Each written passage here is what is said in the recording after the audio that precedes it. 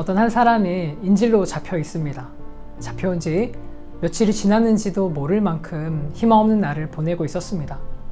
그런데 갑자기 문 밖에서 어수선한 소리가 들리더니 방문이 열리는 겁니다.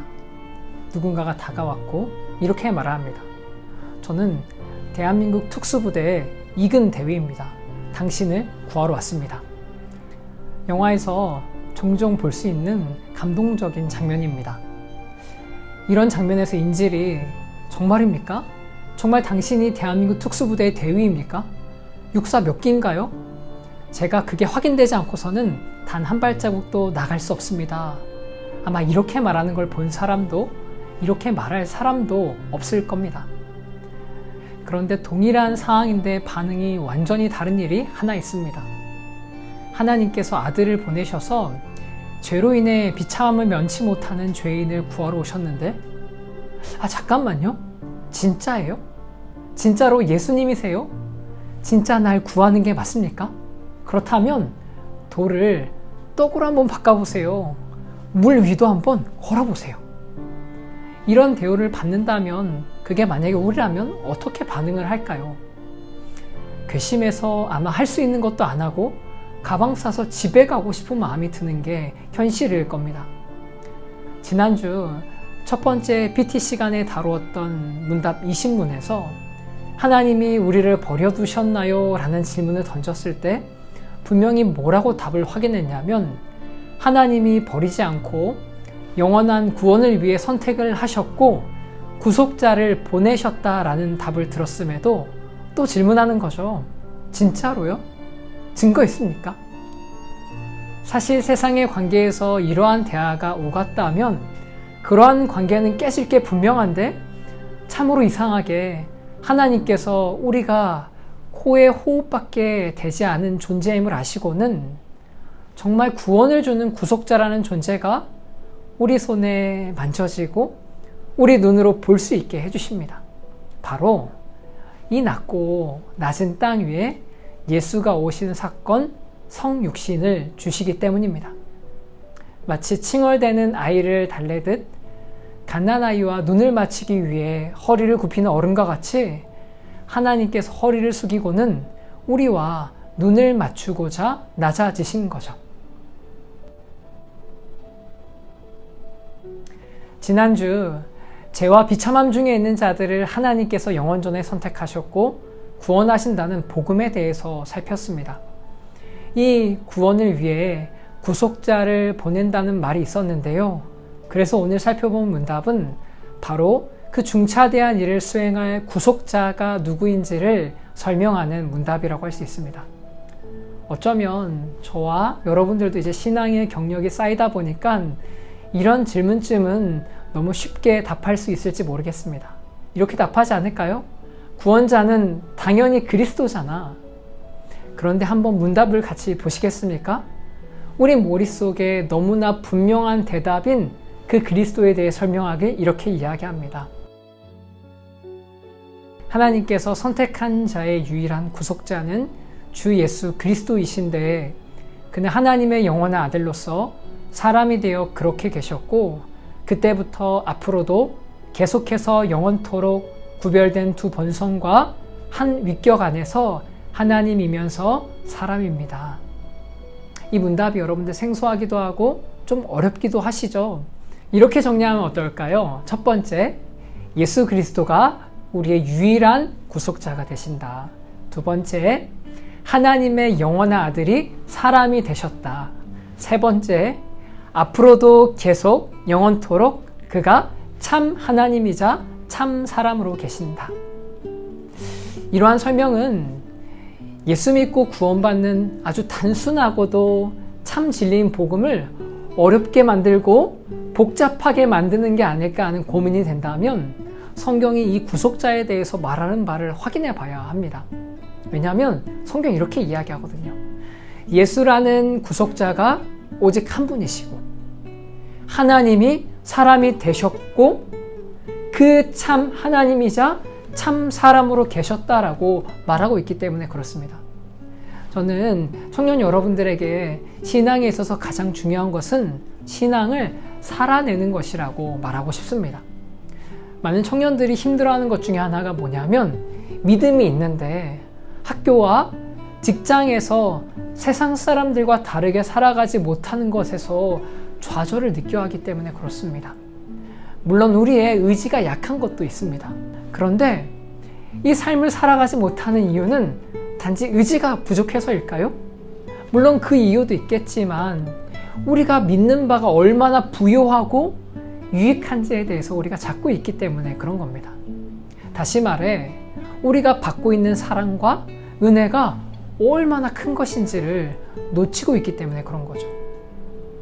만약 우리가 첫 번째 고백, 예수 그리스도만이 유일한 구속자라는 성경의 고백을 붙잡는다면 우리가 참 개차반 같은 날을 지나는 것 같을 때 아무도 나를 위로할 수 없을 것 같고 세상에서 혼자인 것 같고 지금 겪고 있는 문제들이 도저히 해결되지 않을 것 같은 굳은 판단이 설 때 이렇게 할 수 있지 않을까요? 아니지. 예수님이 나의 유일한 구원자이시지. 아니지. 예수님이 나의 유일한 해결이시지.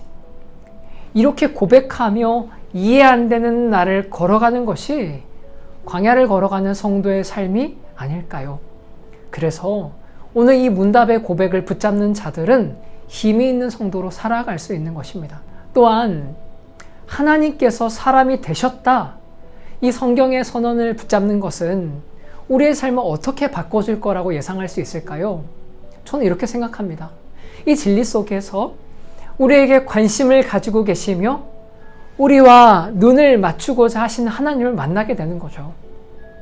토머스 구딘이라는 목회자는 이 성육신에 대해 설명하면서 하늘과 땅의 입맞춤이 일어났다라고 했습니다.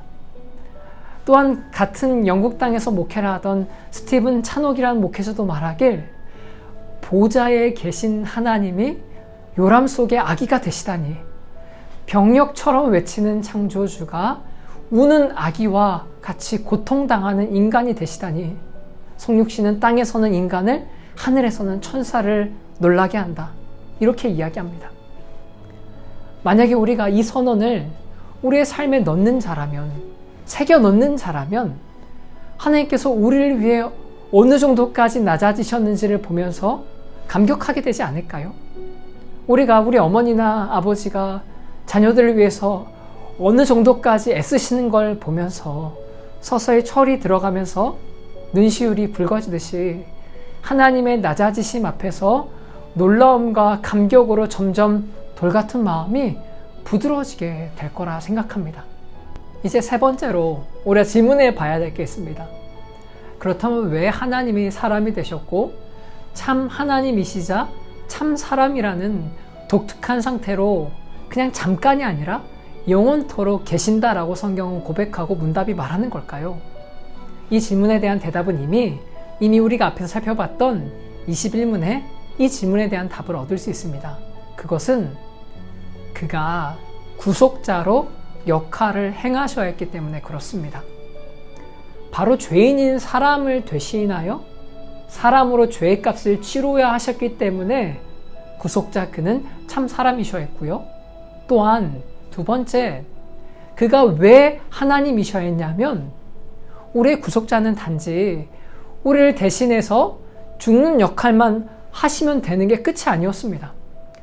그가 하셔야 되는 역할은 죄의 권세인 사망을 깨트리셔야 했기 때문에 또한 이 모든 자신의 흘리신 피의 값을 죄인들에게 적용하셔야 됐고 그 모두를 예수 그리스도의 부활에 동참시켜 하셨기 때문에 이 구속자는 참 하나님이셔야 했던 것입니다. 그래서 우리 구속자이신 예수 그리스도는 영원히 참 사람이자 영원히 참 하나님으로 계셔서 우리에게 이 구원을 적용하시는 겁니다. 예수님이 그게 멋있어 보여서 그렇게 하시는 게 아니라 바로 저와 여러분들의 구원을 위해서 그렇게 계신다라는 사실입니다. 오늘 우리가 살펴본 참 하나님이자 참 사람이라는 고백은 삼위일체의 고백과 같이 신비의 영역에 있습니다. 그러나 이 신비는 단지 자기 모순으로 그치지 않습니다.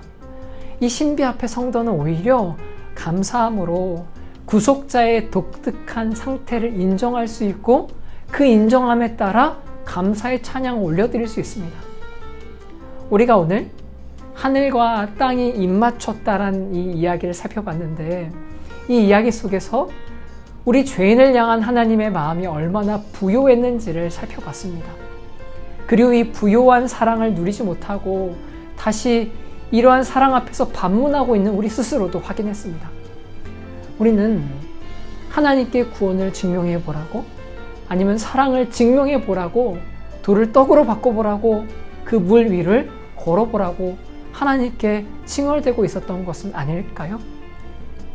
그 어리석은 길에서 벗어나 죽기까지 낮아지신 하나님을 찬양하며 그 사랑의 신비 앞에서 감격하는 우리로 변화되고 성숙의 길로 나아갔으면 좋겠습니다. 오늘 이 모든 이야기를 마무리하면서 하나님을 우리보다 먼저 찬양하였던, 먼저 감격하였던 어거스틴의 설교의 한 부분을 소개하면서 끝맺도록 하겠습니다.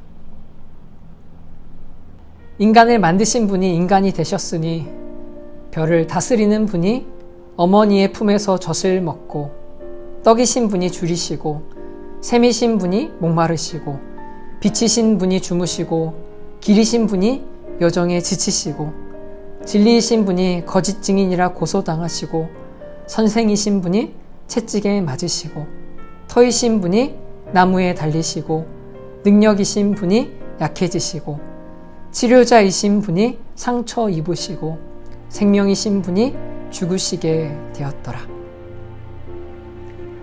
이 신비 앞에서 그저 놀라기만 하는 자들이 아니라 하나님을 찬양하고 이 부요함에 함께 찬양하는 우리 모든 세임 청년부 여러분들이 되었으면 좋겠습니다. 다음에 또 만나 뵙겠습니다.